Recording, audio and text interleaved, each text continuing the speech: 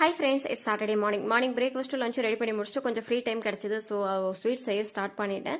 என்னுடைய ஃபேமிலியில் அண்ணியோட தம்பிக்கு மேரேஜ். ஸோ அவங்களுக்கு உருமால் கட்டும்போது நான் இதை ரெடி பண்ணி தரணும்.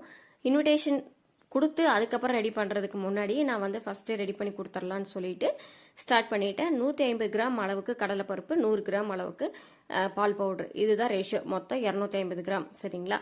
ஆயில் வந்து 1/2 லிட்டரு, கீ வந்து 300 ml.